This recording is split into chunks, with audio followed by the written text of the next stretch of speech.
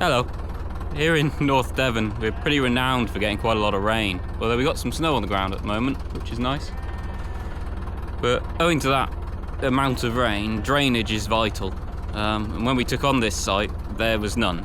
Absolutely none at all. The existing yard where the buildings are, it slopes, and the ground slopes under the buildings, which means all the surface water, all off the yard and that flows onto the yard, goes straight onto the buildings. The buildings have got no extra floors, they're on the hardcore as well. So, yeah, it's pretty nasty in the winter. We put false floors in some of them just to try and get the animals up out of the wet. But in the new work and the improvements we're doing, I want to put in proper drainage and deal with the problem properly. So some of the groundworks I've been doing, I've built a bank along here. In this area I've been backfilling with what I've dug out from up here and building the ground up. And between that build-up, which is the subsoil, the rock and clay, sort of thick clay that we have here, and the topsoil bank, I put a drain, a perforated pipe drain with a sock on. You can just about see the end of it coming out from under those pile of dead fence posts. And that runs all the way around the bank there. And it has a couple of points, T-joiners, where it goes under the bank. That pipe's for just putting an electric fence line out to power an electric fence. But down underground there's a perforated pipe that runs out and allows the water to drain out into the field. And there's another one up by the pile of stakes up there that goes through. And that's fine for around here. But we get a lot of surface water runs down our track, which is under the snow. This to the left of the bank there, gathers in a low area there that I've dug out. I dug it a little too deep by accident. Runs down past that post, down here, floods this area, then soaks down into that pipe and through. So the long-term plan is to have drainage right up to my garden, which is way up, where's my finger? Way up the top of the site there. And then further down we'll have a new yard where all the existing buildings are moving up to, and that'll have all proper drainage and a brick yard in it. And then it will run down pipework down here, where it will then eventually get sent off down the track behind that pile of soil and into the top of the field there, where I'll have a drainage field system, which is basically a series of pipes in gravel that can fill up when we get lots of rain, and then let the water soak down through the field naturally and let the field retain it before it gets into the stream along the bottom where that tree line is. But for the time being, because that's a lot of work to do all of that and I don't have time for it at the moment, I've got other priorities, I'm going to put a temporary system in that captures that water. Where's my finger gone again? That catches that water at the bottom of that post in a pit, basically, takes it through a pipe under the ground here and joins into a Y joiner I've already put in underneath that little stake there. I use that stake just to mark it. So today's job, and probably tomorrow's as well, dig the pit and put a trench in to join the two so I can install the pipe. So that will stop this area from flooding and hopefully keep it a bit drier. It's not too bad, it compacts pretty well, this subsoil, but it does tend to puddle and get a bit mucky and muddy with it being clay. So hopefully that's today's job. I've got the tractor started and running, idling, warming up. I've got switch buckets on the ditcher and we'll be away to go. So this is where I want my pit. You can see where the water runs down through here. It's all frozen at the moment, nice, but all runs down through here. Everything from up the track all comes through this point. I don't know if you can't see it. On this post is a screw which marks the level that I want this area to be. I'm going to hardcore it as a yard. So I want it 2 foot below that level, to the bottom of that pit. It'll be a 12-inch square, and then there'll be a pipe at the bottom of it that runs off behind me to join the rest of the pipe. So I know from the position of that post I want it 12 inches in from there. Choose that.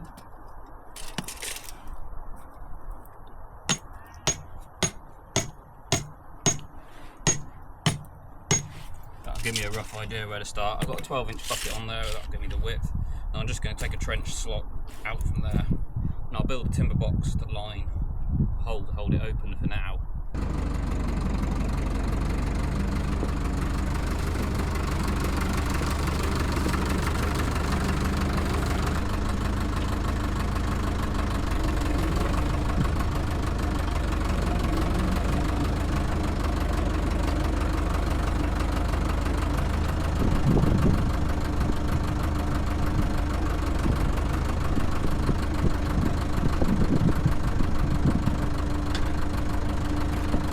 adjust the legs on the ditcher so it goes down level.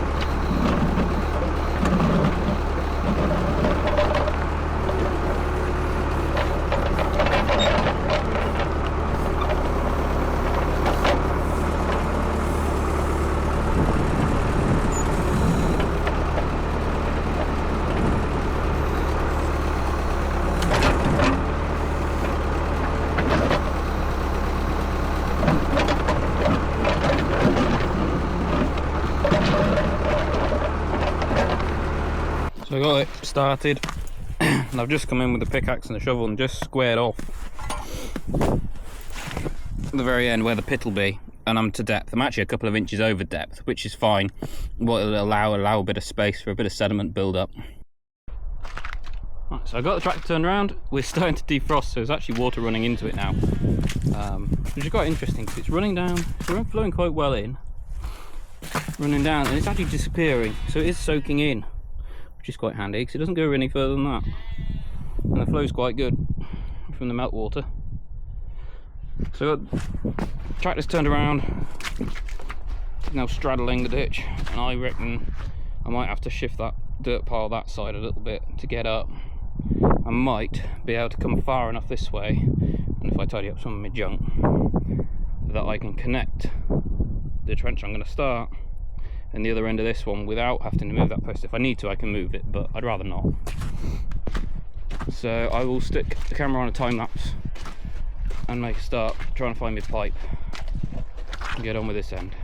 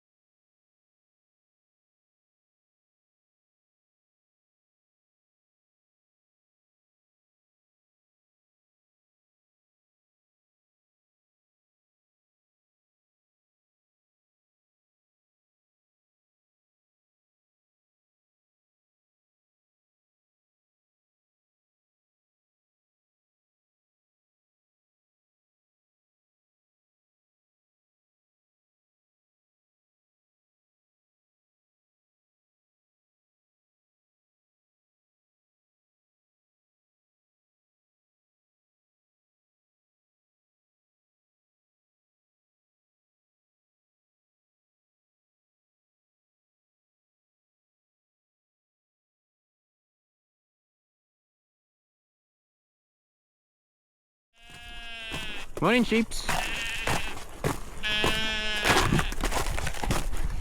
Come on then.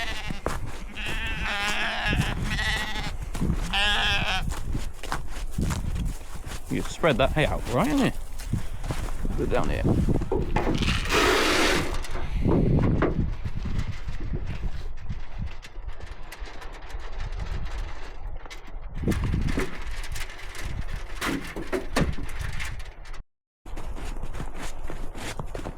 Morning, ponies.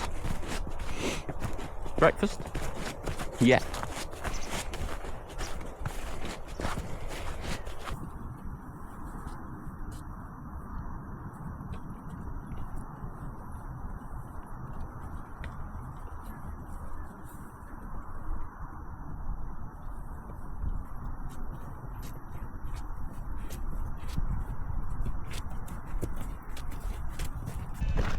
Morning. Next day, not so nice today. Some clouded over and definite cold wind picked up. But I got the trench finished yesterday. Just got to clean it out a bit and get ready to put the pipe in. I did have to remove the post in the end to get the tractor through, but not too much of a problem. The ditcher and the new bucket I made worked well. Quite a square boxy bucket, but it made it easier to make. Worked nicely. For a piece of old junk, it's not bad. Like I said, I've just got to clean a little bit out. I'll probably just do that with the spade. It's already filling with water.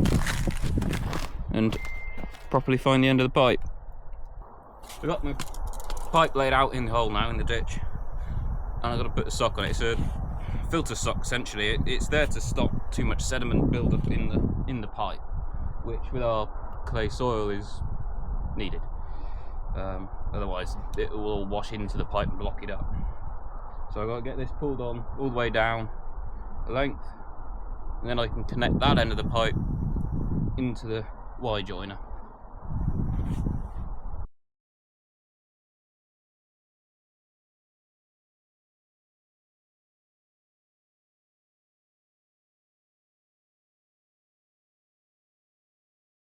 So with the sock all pulled down, I've got a bit of excess on there.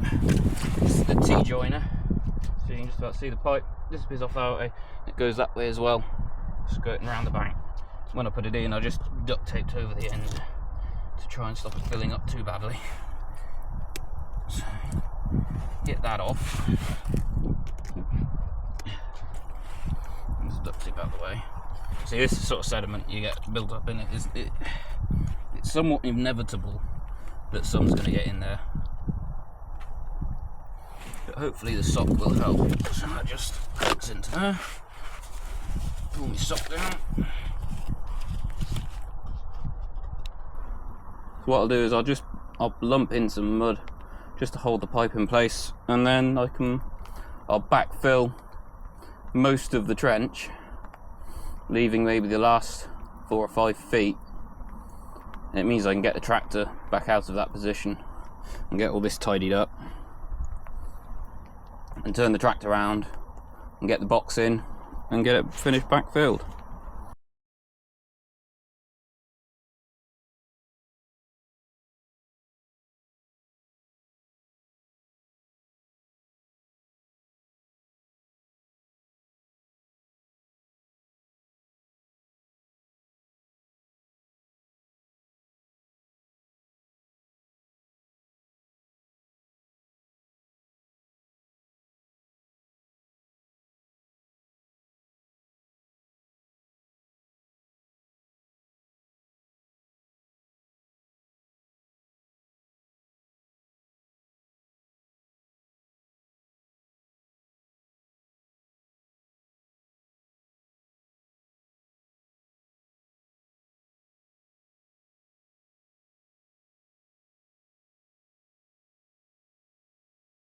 I've got all that backfill back in now, apart from a bit at the end, and it's doing its job because the water's running in and disappearing. So I started making my box, fill the hole. Nothing special. The stakes are made out of cut down from old fence posts. I got a belt-driven table saw, and I cut them down just to make use of. We've got so many of them, it seems a shame to waste them.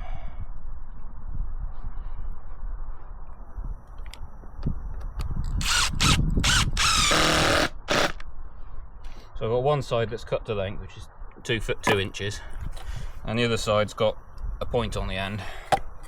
And then this is pallet wood. I'll screw on. Going up, I've got to cut a load more. Cover the sides. I'm doing it with a gap between to allow water to pass through, hopefully. Box done. Just got to drill a hole in it. It turns out I don't have an 80mm hole saw, so I'm hoping this, which is a 76, will open up a slightly oversized hole. But yeah.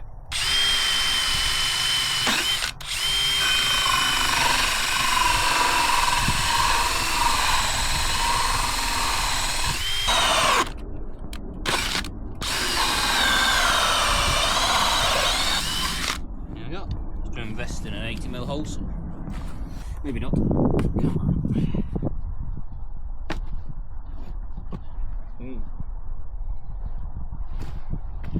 Open the hole up a bit. Try again. There we go. Bit of massaging, and it. All that's left to do now with this is drive it in. Do it on the sledgehammer. So I've got the box in place. Little confession. The stakes didn't hold up, so I cut the points off rather than demolishing the thing, just trying to drive the stakes in. I decided just to sit it in the hole, and the backfill, or is it that lot, once it's in there and packed around, will be plenty to hold it in place.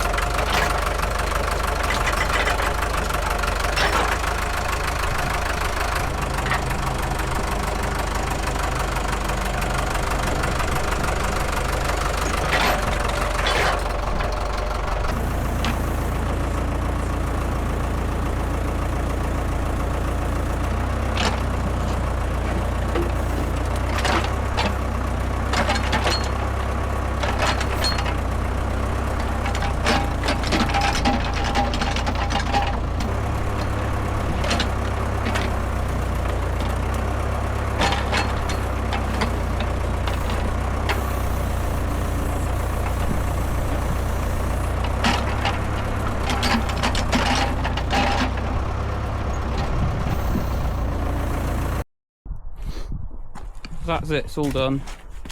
Box is in, pipes in, water's running into there, and it's it's backfilled as best as I can get it at the moment.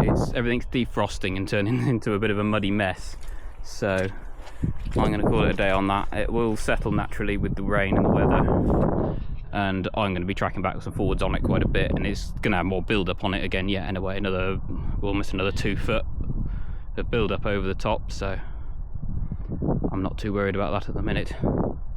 I don't want to make any more mess than I have to.